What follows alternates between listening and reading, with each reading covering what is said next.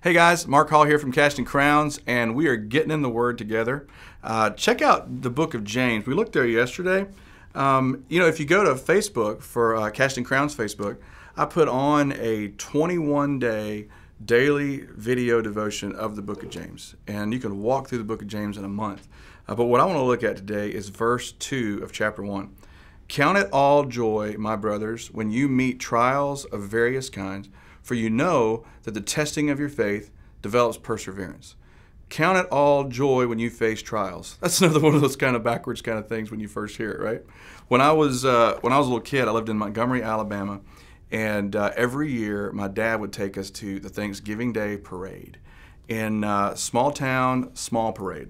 But every year we went because at the end of the Thanksgiving Day parade is Santa Claus. The sleigh, the reindeer, candy getting thrown everywhere from the elves. So we're going, right? So every year we go to my dad's office where he worked, about a 4-story skyscraper, biggest building I'd ever seen. And we stand right outside of his office and we watch the parade. Problem with being a little kid is the vertically challenged part of it, right? So what would happen is we go out there, but there's adults everywhere, and you just have to push your face through to try to see stuff. And Mom's not going to let me stand on the curb, so I'm always back behind him. And I'm trying to push my face, and all I can see is like from here to here. This float went. Another float went. And they're always just floats like, what? It's an old man on a convertible.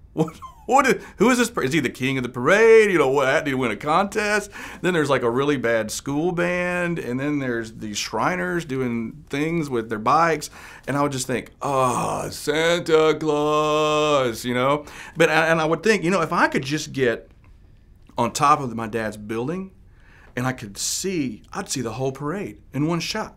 And then, sure, it's the guy on a convertible. You know, look, there's going to be 2 more guys on convertibles, but that's okay because in 8 more floats, boom, Santa Claus, right? So I'd be fine with that, but I'm stuck here seeing a float at a time, right?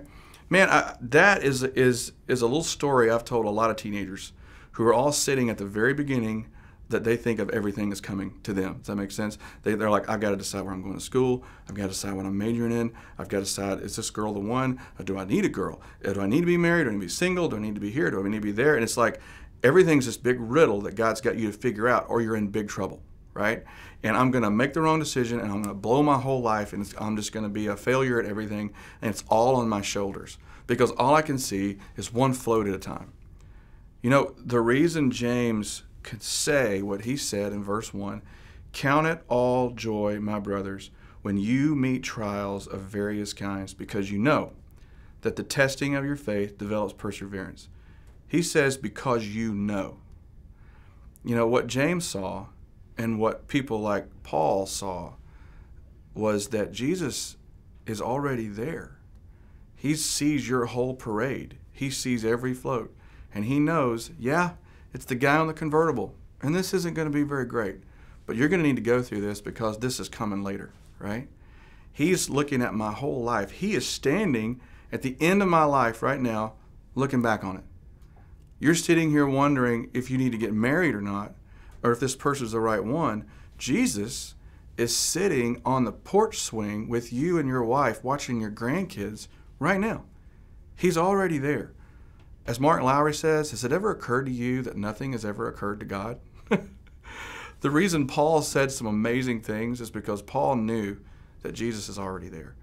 Man, he's in Philippians saying things like, hey, it's really working out great that I'm here in prison. Write that down and read that a couple times, right? What would we be doing? Man, I would be launching Twitter campaigns. I would be having people call their congressman to get me out of prison because I'm a good guy and I don't deserve this and I don't know why I'm having to go through this issue.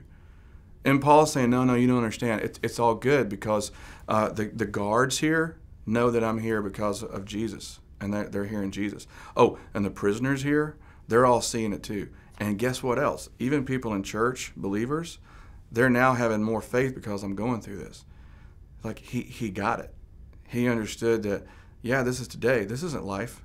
This is Tuesday, right? Jesus is already at the end of this looking back on it. I need to rest in him, not rest in my situation. That's something that I have to try to do every day, something that I'm really not the best at. I'll be the biggest dork in heaven. If there's a way to mess this up, I've messed it up. But one of the areas that I really need to rest in is the fact that Jesus is already there. God bless you guys.